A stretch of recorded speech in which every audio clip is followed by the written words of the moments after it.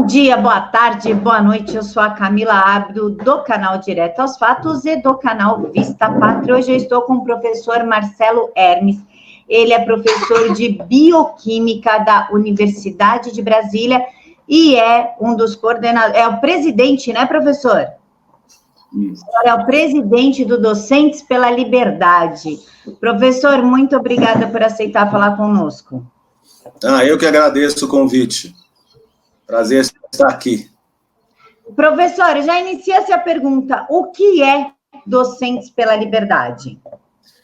Então, é uma associação, né, formada de professores, né, docentes, né, como vê o nome, né, que a gente tem como objetivo lutar pela liberdade de expressão na universidade, né, porque a gente já sabe aí que há 30 anos a universidade brasileira está controlada pelas esquerdas. 99% das universidades brasileiras, seja públicas ou privadas, por incrível que pareça, e não há espaço para o contraditório, simples assim. Então, juntamos um grupo de pessoas indignadas com essa situação, né, e para tentar ocupar um pouco desse espaço, né? Eles têm 99% do espaço, nós temos 1%, né? Então, eu acho que está desigual essa situação. E, como veremos ao longo dessa entrevista, 30 anos de dominação esquerdista na universidade levou a nossa universidade às piores posições mundiais no ranking de impacto. Então, isso gerou bastante, tem gerado, né, bastante indignação por parte dos professores que acreditam na liberdade, tá? Ao contrário daqueles que pensam que não deve haver liberdade, que deve haver um comando central, um controle das mentes, um controle daquilo que nós falamos e daquilo que nós escrevemos, né? Então, esse grupo de pessoas que eu me incluo, né, está batalhando para que nós tenhamos espaço e que a gente possa, em algum momento, começar a ter digamos, a liderança, né, poder governar as universidades, porque as universidades têm estado, como eu falei, há 30 anos no poder das esquerdas. Então, está na hora de passar o bastão para o outro lado, né? Eu acho justo, é a democracia, né? Na América Latina, até muito recentemente, só se achava que democracia era quando havia uma disputa de um candidato de esquerda com outro de esquerda. Professor, então, dizem que essa história de que as universidades são dominadas pela esquerda, que só tem um pensamento único, isso é teoria da conspiração dos olavistas. Isso é uma teoria da conspiração ou isso realmente existe? Não é a teoria da conspiração, isso é a realidade. Né? Eu te convido a assistir uma aula na UNB com a camisa do Bolsonaro, que é o presidente da República, eleito por mais de 50 milhões de brasileiros. Isso não é teoria da conspiração nenhuma, isso aí é realidade pura e simples. Experimenta, eu te convido. Vai na USP, por exemplo, com uma camisa do Bolsonaro ou um boné do Trump, para você ver o que vai acontecer. Só tente. Professor, o PISA foi vergonhoso para o Brasil. A gente ficou, acho que, se não me engano, em penúltimo lugar. Em algumas matérias, em último. O que acontece com a educação se tem tanto investimento assim? Porque existe a direcionamento do dinheiro para a educação. Por que, em teoria de promiscuidade, sexo e funk, os alunos são tão bons e em matemática, física e química eles são tão ruins? Eu não sou um especialista na área da educação básica, né? Eu sou professor universitário, professor de bioquímica, né? Agora, eu tenho feito análises da produção científica dos pesquisadores da área de educação. São esses pesquisadores que têm controlado as políticas públicas federais e estaduais de educação, né? São os gênios da educação. Então, o que acontece quando a gente olha os trabalhos científicos, os trabalhos acadêmicos desses grandes gênios da pedagogia e da educação no Brasil? O que acontece é que cerca de 70% a 80% dos trabalhos que eles escrevem nunca são citados por revistas indexadas, né, em indexadores internacionais, né? Ou seja, a grande parte dessa produção acadêmica ela é ignorada, inclusive pelos próprios autores, né? Eles nem se autocitam. Então, pensa comigo, se os grandes ideólogos, né, os capitães, digamos assim, né, da educação no Brasil, que comandam ou comandaram por 30 anos a educação no Brasil, escrevem trabalhos que ninguém lê, ou quase ninguém lê, eu te pergunto, será que as políticas educacionais que eles fazem são eficientes? O que você acha? Será que existe uma ligação entre a quase ausência de relevância acadêmica das pesquisas dessas pessoas e o fato do PISA no Brasil ser dos piores do mundo? Só para você ter uma ideia, a diferença de impacto, tá certo? Dos artigos publicados por esses gênios da educação nas nossas revistas de pedagogia, comparado com as melhores revistas de pedagogia do mundo, é uma diferença de cerca de 15 vezes de impacto. Repito, 15 vezes. Então, assim, a pesquisa em pedagogia feita na Europa, nos Estados Unidos, ela é muito citada pelos pedagogos e educadores do hemisfério norte, né? E mostrando que pesquisas em pedagogia podem ser sérias e são sérias, só que as feitas pelos gênios aqui do Brasil não têm impacto quase nenhum. Então eu volto a lhe perguntar, agora perguntando para você acha que existe uma relação, tá, entre o PISA ser tão ruim, o resultado, e os nossos grandes gênios da educação serem tão, assim, ignorados pela academia mundial? O que você acha? Eu acho que tem uma grande relação. A péssima qualidade de ensino pelos gênios da pedagogia e do Paulo Freire. Eu só estou me referindo a dados, né? São dados que eu publiquei a respeito do impacto das publicações. Então, repito, uma diferença de 15 vezes entre as melhores publicações do Brasil e as melhores publicações do mundo em pedagogia. 15 vezes é uma diferença muito grande. 15 vezes é isso com assim, toda a tela que você está vendo com um negocinho de nada. Isso é de 15 vezes de diferença. Para o leitor que não tem uma noção de grandezas, ter essa noção. É muito grande. Professor, nós temos também problemas em relação às pesquisas. No Brasil se faz muita pesquisa, mas poucas ou quase nenhuma são aproveitadas, embora tenhamos grandes pesquisadores. Não vamos colocar tudo lá no mesmo balaio de gato, né? Tem grandes pesquisadores, inclusive o senhor comentou comigo que tem um pesquisador que está atrás da cura do mal de Alzheimer, não foi isso? Isso. O que acontece, então, com tantos pesquisadores e pouco se aproveita? Então, o Brasil tem oficialmente, de acordo com dados da Unesco, que o governo brasileiro fornece à Unesco, né, os antigos governos, né, são dados de 2016, é o mais recente, ao redor de 300 mil pesquisadores. Então, 300 mil pesquisadores produzindo artigos científicos, né? A gente, em 2018, publicamos cerca de 80 mil artigos em revistas internacionais, incluindo revistas brasileiras de alcance internacional. Então, é muita publicação. O Brasil está em 14º lugar do mundo em quantidade de publicação. Mas se a gente olha em impacto, né, o impacto do artigo brasileiro, qual é o impacto médio de um artigo brasileiro? Né? Nós estamos numa lista de, vamos botar aí, de 90 países, dos 90 países que mais produzem ciência, a gente está entre os 15 últimos. Então, a gente está entre os 15 primeiros em quantidade, produzimos muito, né? Mas estamos nos 15 últimos em impacto. Isso é muito ruim. Agora, vamos falar sobre o tamanho da comunidade científica brasileira. 300 mil pesquisadores, dados oficiais, tá certo?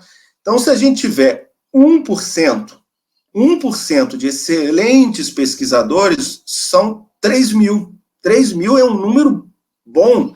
Tem muitos países que não têm 3 mil pesquisadores no total.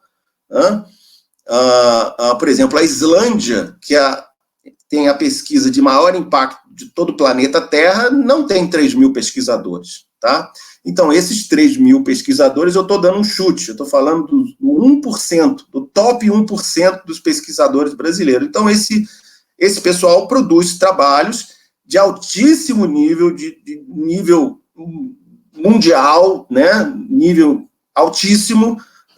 Como eu falei, esse amigo meu que está estudando a cura da doença de Alzheimer, é uma pesquisa incrível, uma colaboração do Brasil com com o Canadá e outros países, inclusive Estados Unidos, né?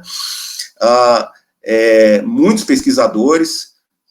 Um amigo meu, o professor Marcos Eberlin, que é da área de Química Analítica, tem 25 mil citações científicas, é um número altíssimo. Então, assim, uma pequena parcela dos pesquisadores brasileiros produz ciência de altíssimo nível, só que, na média, quando a gente olha a produção científica feita pelos 300 mil pesquisadores, a nossa média cai muito abaixo do que a gente esperaria em relação ao quanto que o Brasil investe em pesquisa e desenvolvimento. O pessoal fala muito, o Brasil investe pouco, se botar mais dinheiro tudo vai melhorar, falta dinheiro. Isso é uma grande mentira, isso ninguém fala dos números. Se você fizer uma conta rápida, tá? Se você pegar números oficiais, eu sempre trabalho com números oficiais, tá? Números oficiais do Brasil que estão no banco de dados da Unesco. O Brasil investe cerca de 1,2% do seu PIB em pesquisa e desenvolvimento. Quanto que é 1,2% do PIB? Aproximadamente 100 bilhões de reais. Repito, 100 bilhões de reais. Tá certo? Então, se a gente descontar todo o investimento público em pesquisa e desenvolvimento, tá? Que é CNPq, é a CAPES, é o FINEP, é a FAPESP, é a FAPDF, enfim, né, os investidores públicos. Essa soma não vai chegar a 15 bilhões, ou seja, pelo menos 85% do investimento em pesquisa e desenvolvimento é privado, é muito dinheiro, tá certo? Então, o que acontece? O Brasil investe essa montanha de dinheiro, público e privado. Entretanto, nós temos um impacto menor, por exemplo, que o Chile.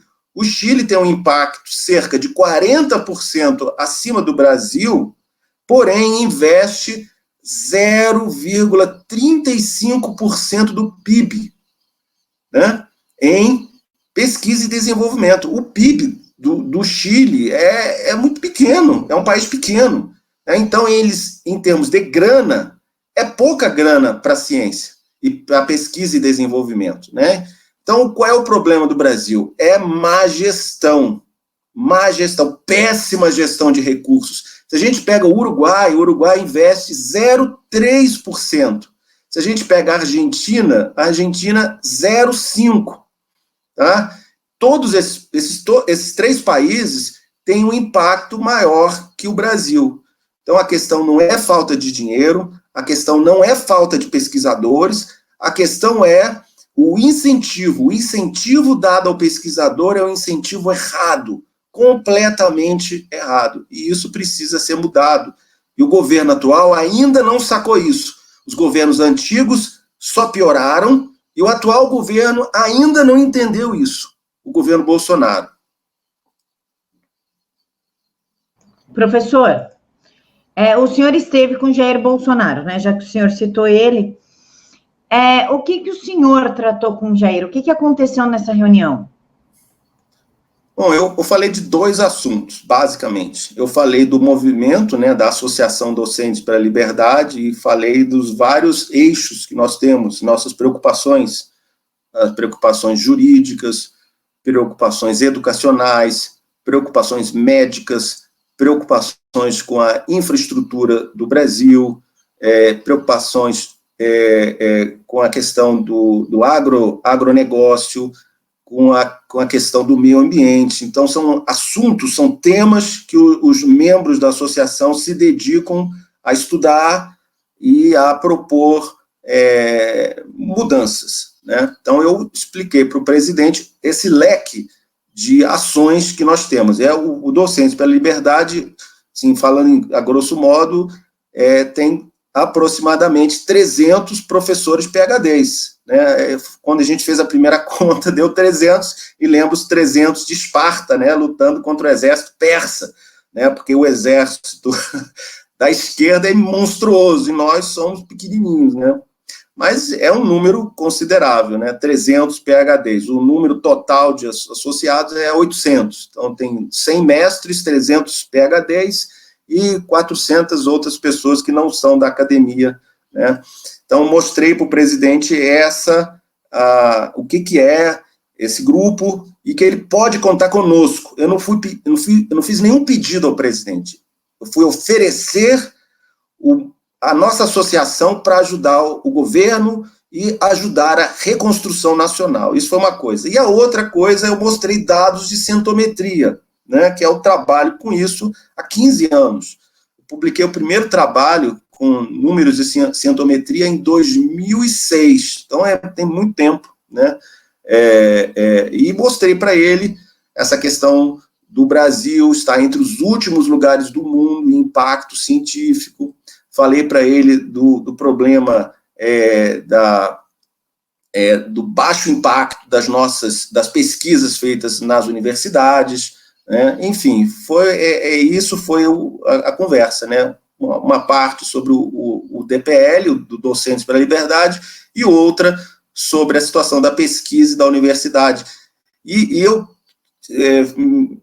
me ativo bastante à questão da universidade pelo seguinte: em torno de 50% do PIB brasileiro passa pela universidade, né? Se você sair na rua e for conversar com as pessoas, né, que estão em postos chaves da sociedade, quase todos passaram pela universidade, né? Você vai num banco, quantos não formaram-se na universidade, né? Os economistas, os médicos, 100%, os dentistas, né? Os jornalistas, os produtores rurais, né, que precisam dos agrônomos, enfim, é um número chutado. 50% do PIB brasileiro tem relação direta ou indireta com a universidade.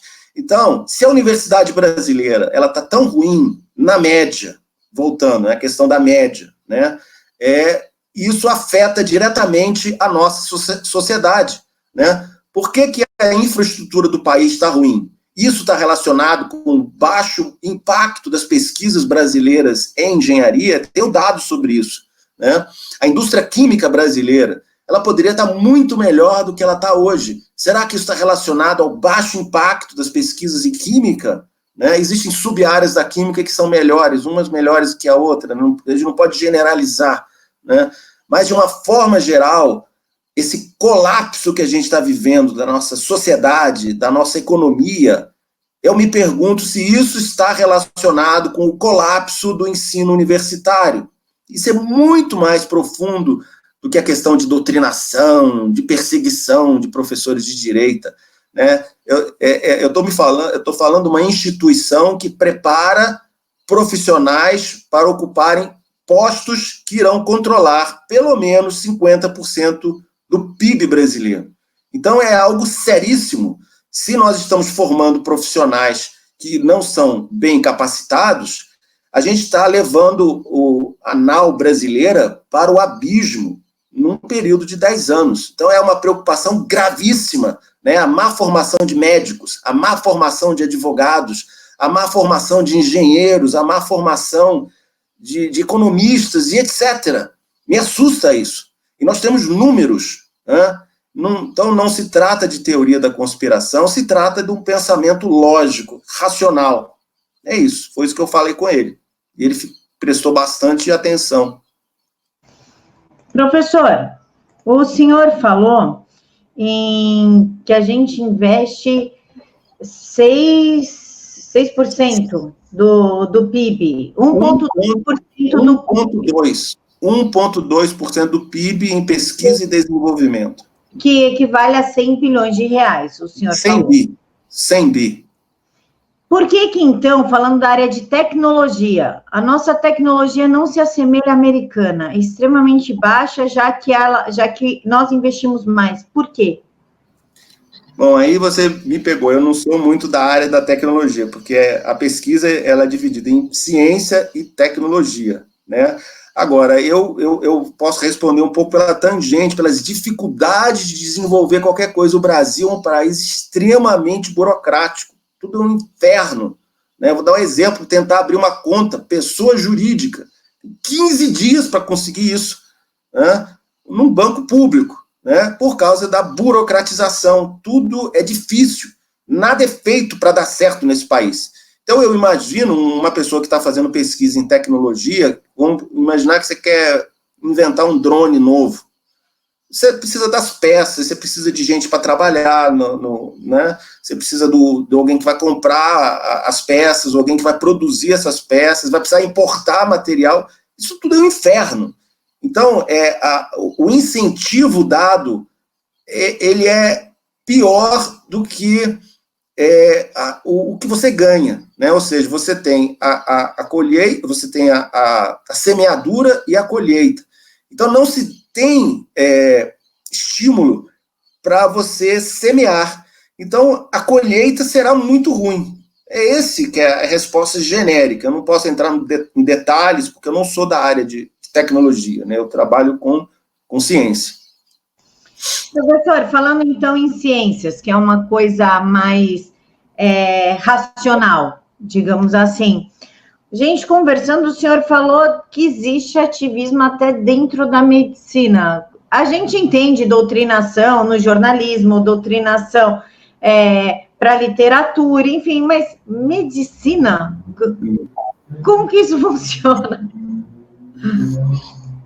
Os cursos de medicina hoje, muitos desses cursos têm sido orientados por portarias do MEC, tá? Para ser chamada uma medicina mais humanitária. Isso é uma conversa fiada, tá? Para transformar os cursos de medicina em cursos de formação de militantes. Eu não vou dar nome de universidades, porque senão eu vou levar processo desse pessoal e eu não estou afim de ajudar advogados do outro lado, tá? Mas eu lhe garanto que muitas faculdades de medicina no Brasil, né, tem essa orientação, e isso é um processo que tem crescido, tá? Eu até, inclusive, falei para o presidente da República de uma coordenadora de curso de medicina, não direi de qual universidade, né, que falou para um grande amigo meu, na cara dele, que, abre aspas, no Brasil tem pessoas passando fome e com doenças, enquanto isso, professores aqui da Faculdade de Medicina ficam estudando moléculas e micróbios. Fecha aspas. Bom, essa frase não foi dita no século XIX, ela foi dita há alguns anos atrás. Quer dizer, metade das doenças são causadas por micróbios. E quase todos os remédios, se não todos, são feitos de moléculas. Então, assim, e essa professora, ela não é burra, né? Ela é uma militante canalha, tá?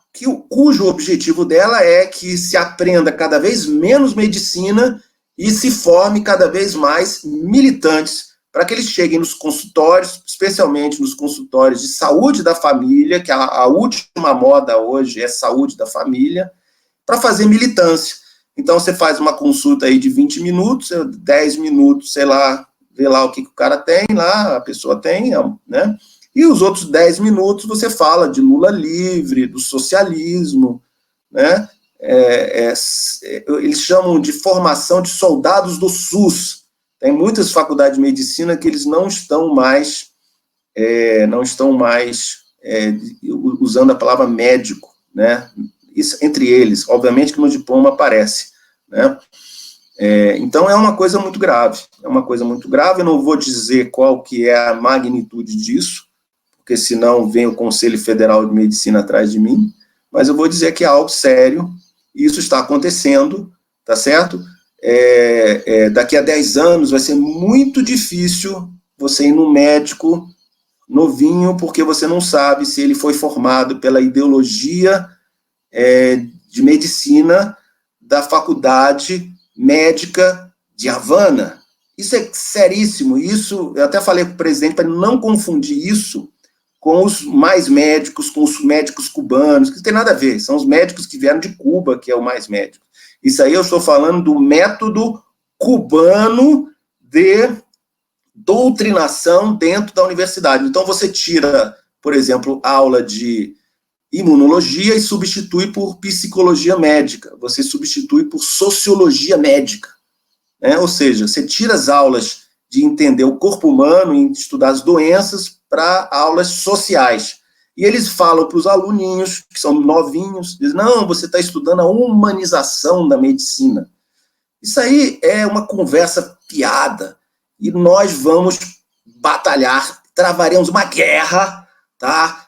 Uma guerra contra isso, porque isso é destruição do Brasil. Eu não vou permitir isso, tá? Não vou permitir. Podem achar que eu sou maluco, né? Falem o que quiser, mas nós temos um grupo de pessoas extremamente preocupadas com isso, são pessoas seríssimas, com currículos, né? E é algo que, enfim, tem que ser trabalhado. Professor, a gente está aqui falando em ciência e tecnologia, mas muita gente não entende a importância dessa área. O senhor pode dar um resumo, só para a pessoa conseguir se inteirar no que nós estamos falando? A maioria dos brasileiros, infelizmente, né, a gente tem aí um índice de semi-analfabetismo que beira 75% da população brasileira. De cada 4 brasileiros, 3 são semi-analfabetos. Então, assim, a grande massa da população não tem a menor ideia para que serve um cientista, ele nem sabe, é uma pessoa bizarra, né, um cientista. Então, a ciência é a base da formação do conhecimento humano, né, e existe ciência há 3.000 anos, 10.000 anos, né, não sei, 5.000 anos, eu não sou um filósofo da ciência, né. Então, a ciência bem feita, ela é fundamental para o desenvolvimento de uma nação, tá? É a ciência de qualidade, ciência e tecnologia de qualidade de verdade. Eu gosto de dar um exemplo, que eu estudo muito a sociedade estoniana. Eu gosto de brincar que a Estônia, quando saiu da União Soviética, né, teve colapso da União Soviética no início dos anos 90, era um país extremamente pobre, um país frio, muito frio a maior parte do ano, sem recursos naturais nenhum, né? Eu gosto de brincar que a única coisa que tinha lá eram estonianas bonitas, né? Realmente. E em questão de 10 anos, eles conseguiram desenvolver o país a ponto de sair da linha da pobreza, né? E hoje a Estônia, ela briga entre os primeiros lugares do mundo em impacto científico. Então a gente verifica que há um paralelismo entre o crescimento do PIB per capita da Estônia, com um paralelismo muito grande, né? São 2 curvas que crescem em paralelo, que é o PIB per capita e o aumento do impacto científico, né, o impacto mundial da pesquisa estoniana. Então, são 2 curvas que crescem paralelo, é lindo, né? Então, mostrando que ciência e tecnologia, quando feita com seriedade, leva ao desenvolvimento nacional, e o desenvolvimento nacional melhora a ciência e tecnologia, que melhora, que traz de volta o resultado. Então, é uma coisa ajudando a outra. Só que o que acontece? Na Estônia, você abre uma empresa em 15 minutos. Então, o incentivo para que o resultado das pesquisas chegue na sociedade, ele é muito bom. Aqui no Brasil, não. Você pode ser um gênio, descobrir a cura de Alzheimer e ter um medicamento para isso, mas a burocracia ela é tão massacrante que é bem provável que a pessoa não consiga desenvolver, botar esse medicamento, futuro medicamento, no mercado enquanto ele viver, né? Então, esse que é o problema, né? Então,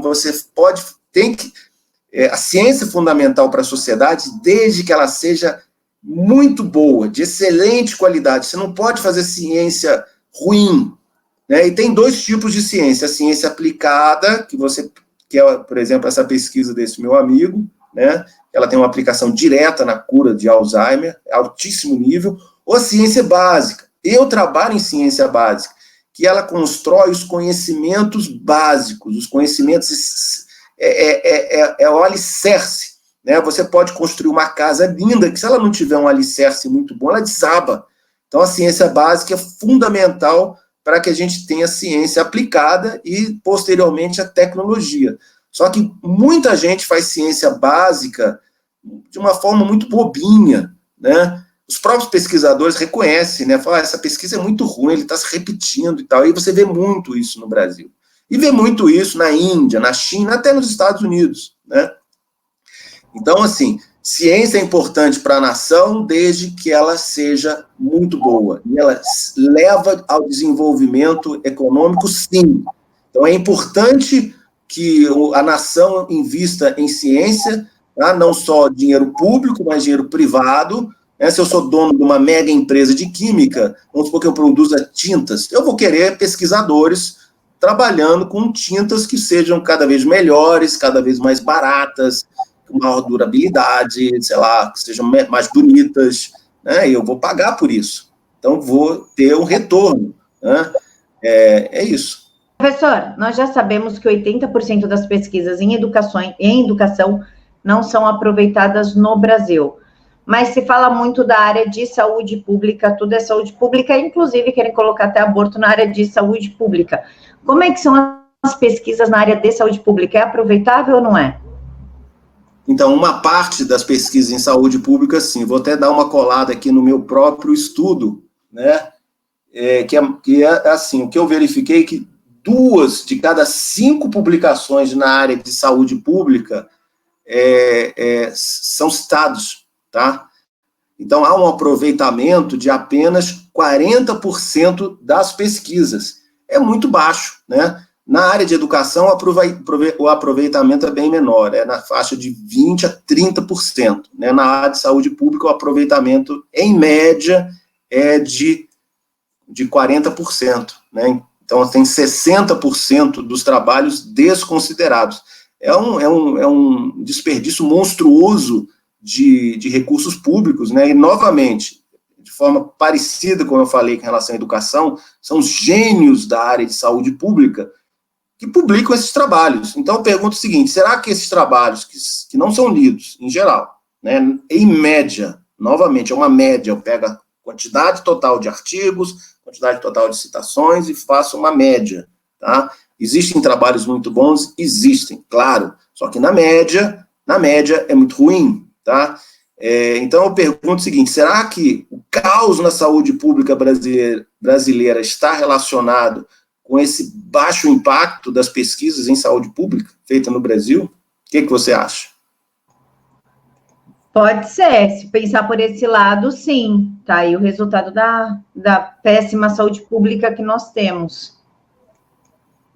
Pois essas pessoas, eu sei disso, porque eu convivo com muitas pessoas da área de saúde pública, eles são gestores, né? Trabalham no MEC não, Ministério da Saúde, trabalham nas secretarias de saúde estaduais, e eles fazem as políticas de saúde pública. E a gente está vendo o caos que tem sido, né, nos hospitais e nos postos de saúde, né, essa ideia de distribuição gratuita de remédio, né, que é uma outra história. Enfim, isso tudo são ideias brilhantes feitas por esse pessoal que escreve artigos que ninguém lê. Vou fazer novamente o comentário. Imagina que você quer fazer uma pesquisa e precisa de estatística. E vamos imaginar que eu seja o estatístico.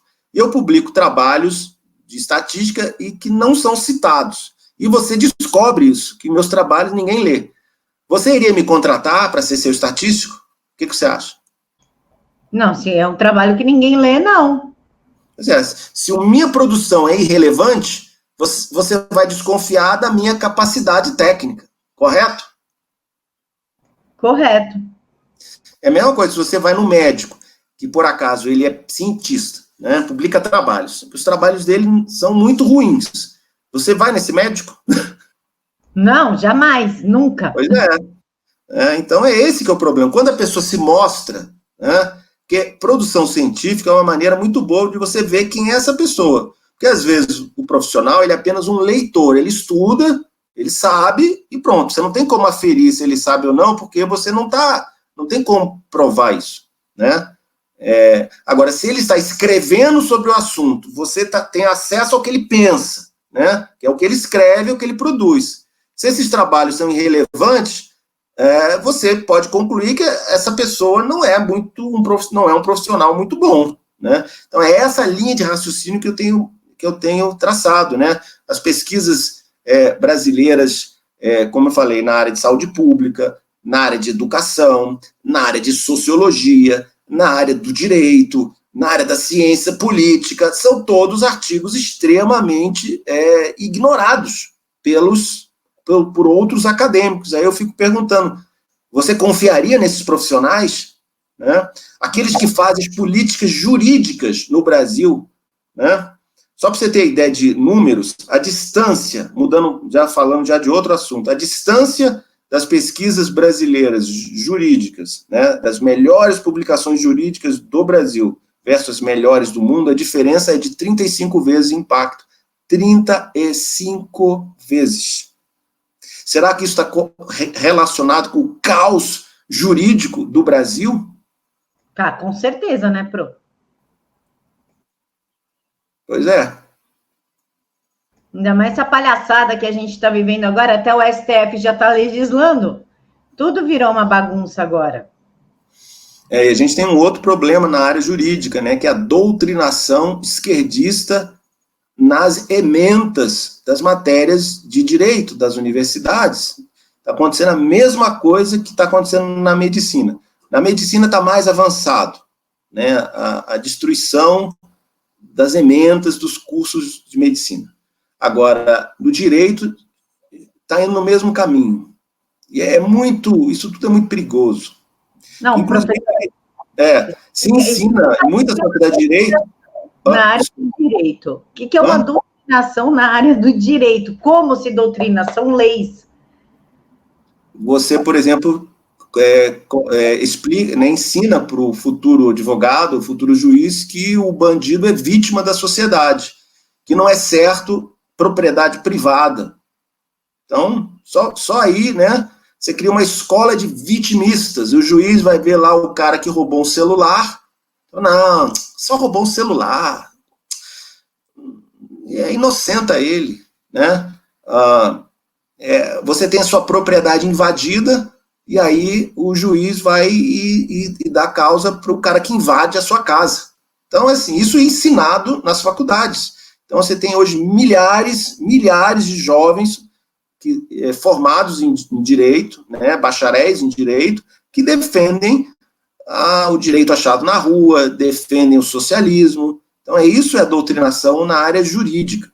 Isso é muito danoso à estrutura do país. Isso é um dos braços do nosso movimento, tá?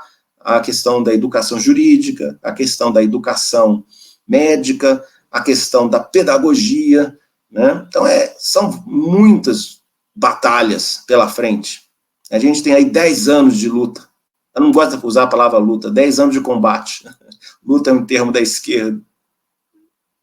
Professor, eu tô uou, até na área do direito. Isso eu não imagino, porque a gente imagina mais na área de humanas, né?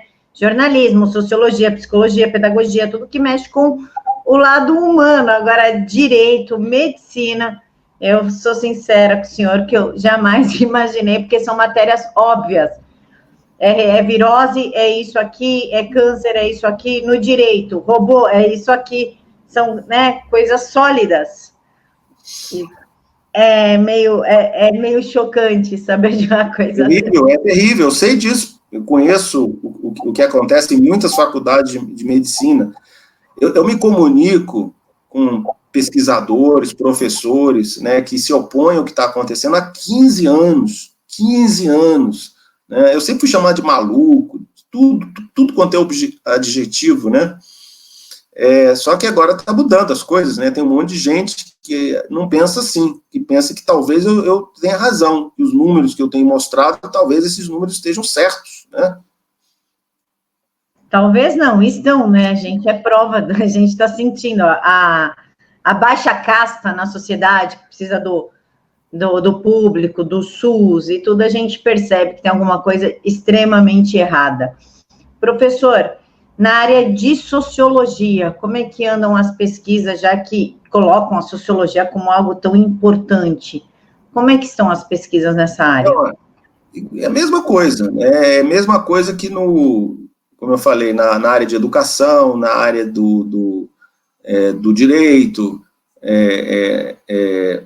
na área de história também. É assim, a grande maioria das publicações são ignoradas. A área de sociologia, a gente tem, olha aqui, ó, os artigos de sociologia das melhores revistas americanas e inglesas, tem 90% dos artigos são citados, enquanto que no Brasil 25% são citados, ou seja, de cada 4 artigos, apenas um é citado uma vezinha, né?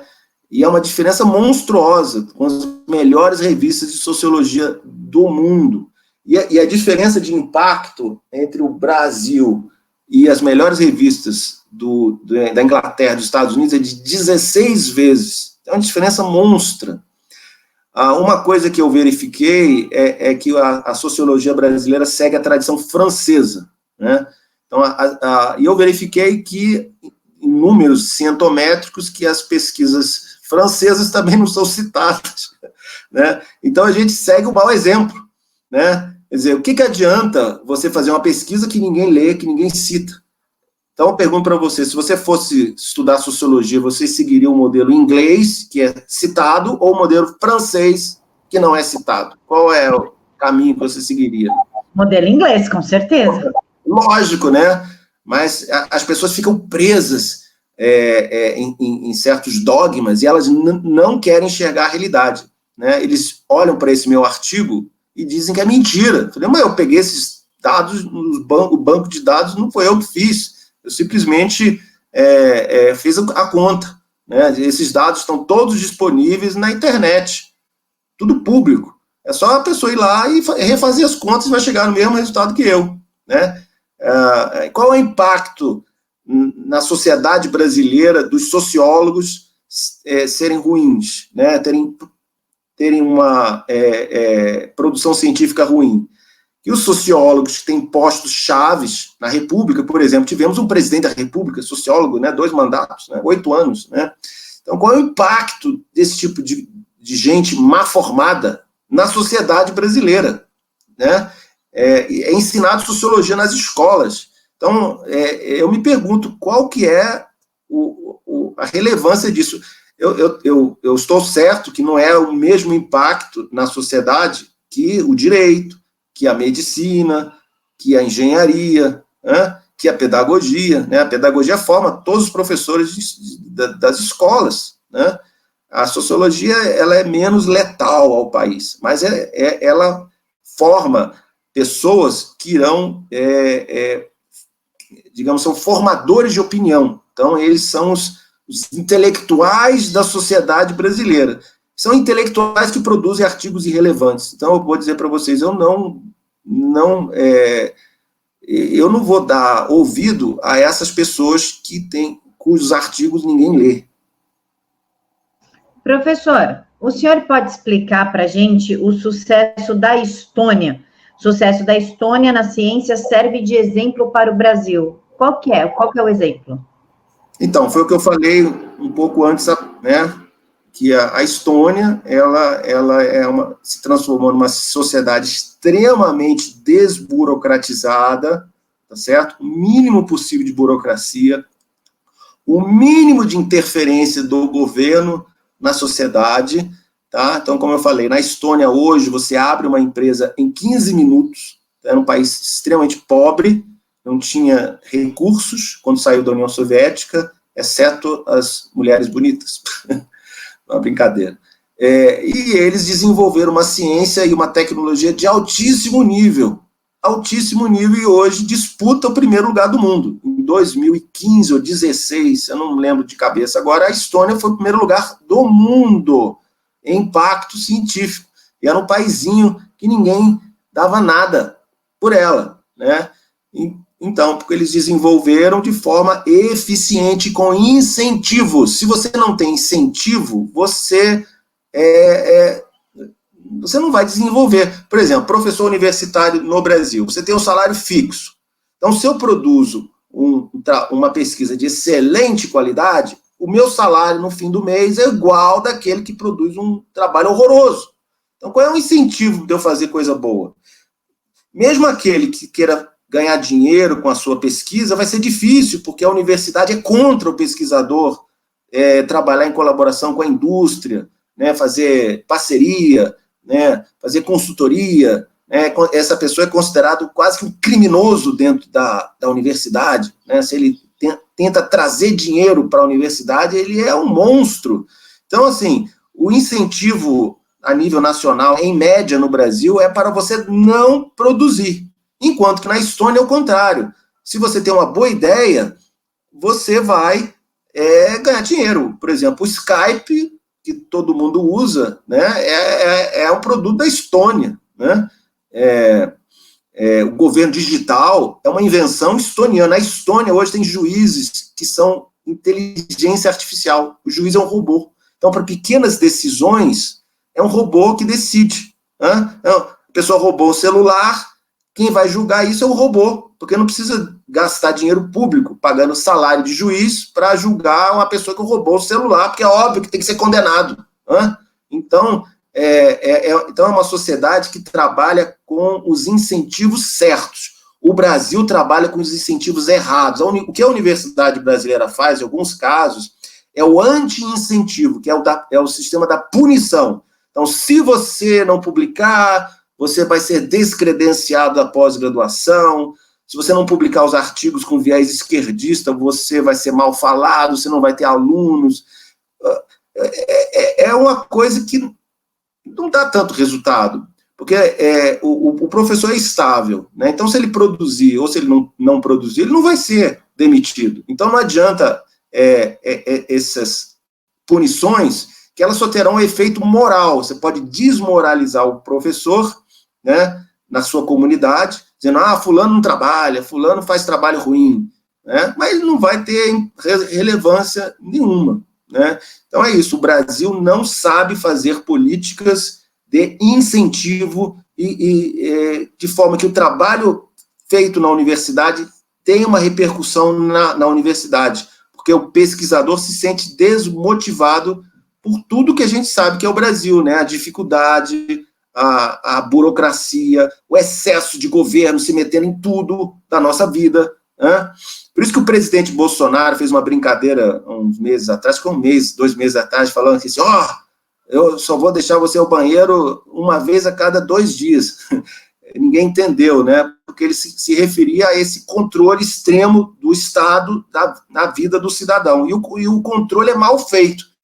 Né? Porque, por exemplo, na China, pelo menos, eles controlam, quase que uma ditadura, mas pelo menos eles fazem os incentivos certos, tanto que o país está crescendo. O Brasil não é uma ditadura, mas eles criaram um inferno, que é a burocracia e é o excesso de regulamentações e a ineficiência do sistema. Então, cria-se uma situação que não desenvolve o país. É isso.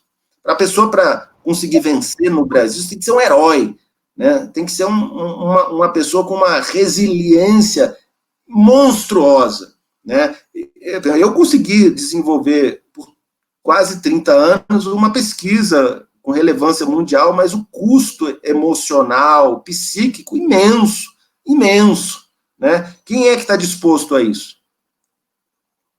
Ninguém está disposto. Muito pouca gente está disposta. Quase ninguém, para falar a verdade. Pois é, eu até comentei com o presidente, falei, presidente, olha, eu sou um dos pesquisadores mais citados do Brasil, tá?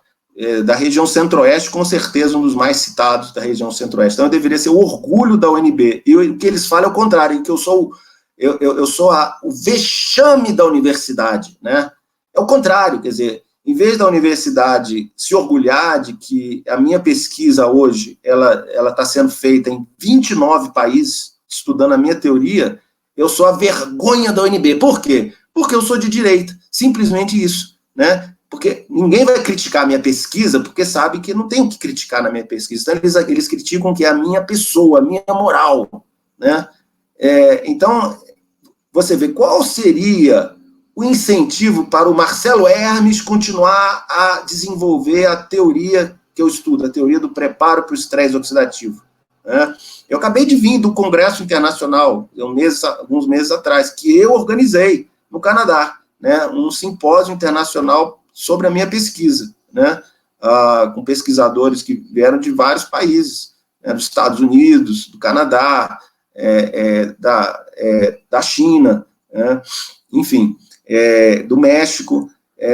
E qual é o incentivo que eu tive na volta? Nenhum, né? Quer dizer, o que leva a pessoa a querer fazer uma pesquisa de alta qualidade? É apenas um incentivo interno, moral, Deus, a força de Deus, e isso é ridicularizado. Se você fala que acredita em Deus na universidade, eles te ridicularizam, né? Só que, graças a Deus, eu tenho uma força muito grande, isso não me afeta. Falem de mim, não vai me afetar em nada. Podem falar o que quiser, todos os impropérios não irão me afetar. E se passarem da linha vermelha, cruzarem a linha vermelha, eu vou processar. E não é uma ameaça gratuita. Isso é uma coisa que a direita tem que aprender a fazer, processo, porque eles processam a gente por tudo. Processam por tudo. Eu tenho uma colega que levou um PAD, porque postou no Facebook parabéns ao Bolsonaro. Isso a universidade achou que era uma afronta à universidade elogiar um fascista, supostamente um fascista, né, um homofóbico, etc. Então, meteu um PAD na professora. Então, assim, é esse nível que a gente vive. É claro que esse PAD não vai prosperar, porque é totalmente ilegal, né? Existem regras muito, muito claras para PAD, mas, quer dizer, é essa a diferença, né? É o mundo que a gente vive, né? É um mundo extremamente hostil a quem não é como eles. Então, assim, se eu tivesse na UNB apresentado um trabalhinho num congresso, sei lá,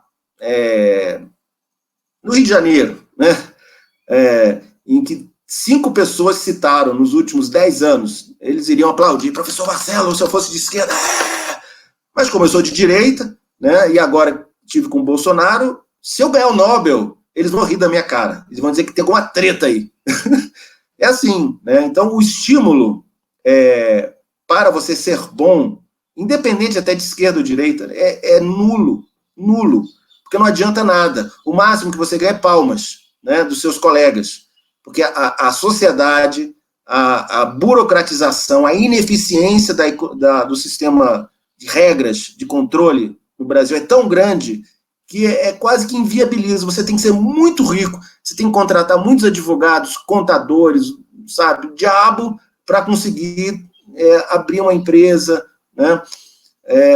Então, é uma sociedade que apenas os grandes conseguem subir, né? Não é à toa que o Brasil beneficiou tanto, chamados campeões, né, da economia, né, na era do PT, né? Professora, o senhor gostaria de fazer as suas considerações finais para o pessoal que está aqui ouvindo a gente? Bom, eu queria dizer que a gente tem que continuar o combate àqueles que acreditam na liberdade, aqueles que acreditam que o Brasil possa melhorar na próxima geração, porque nessa não vai, né? Só um dado que eu esqueci de falar, né? Como eu falei que as universidades brasileiras, né, passam por elas metade do PIB, né? É preocupante o fato de que a nossa melhor universidade está na posição 711 no ranking Leiden de impacto da pesquisa universitária. Isso é um resultado lastimável que a grande imprensa omite, faz de conta que não existe, né? Então é o seguinte, investe-se bilhões nas universidades, para que a gente tenha para que a gente tenha a nossa melhor universidade na posição 711. Isso é gravíssimo, gravíssimo. A Índia, que é um país muito mais pobre que o Brasil, tem 13 instituições de ensino e pesquisa melhor posicionadas que o Brasil. Então, a gente se pergunta, daqui a 10 anos, quem estará melhor, o Brasil ou a Índia? Enfim, eu desejo que as pessoas, aqueles que acreditam na liberdade, acreditam num país próspero, que nos procurem, tá? Docentes pela liberdade, @gmail.com, onde tem uma página no Facebook, pode nos procurar lá, não vou aqui, obviamente, dar o meu celular, que não vai virar um inferno minha vida, e junte-se a nós e vamos fazer a nossa parte, né? É isso. E a gente faz a nossa parte trabalhando bem, né? Que não adianta ser de direita ou ser conservador e não ser bom naquilo que você faz. Não adianta.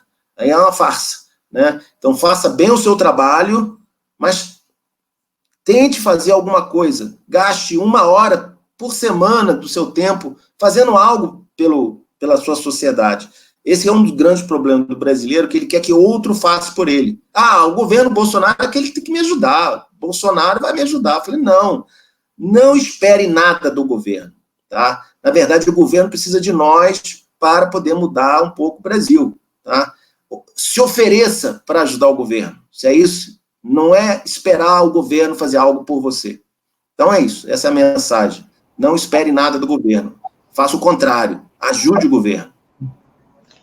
Pessoal, os Docentes pela Liberdade também tem Twitter, eu vou deixar para vocês aqui na caixa de informações todas as redes sociais para que vocês possam entrar em contato. Quero lembrar vocês que o canal tem Apoia-se, então dá uma força aí para a gente, desejar que todos fiquem com Deus, agradecer ao professor pela disponibilidade e desejar que Jesus abençoe a vida de todos vocês. Fiquem com Deus. Amém. Boa noite. Só um minutinho.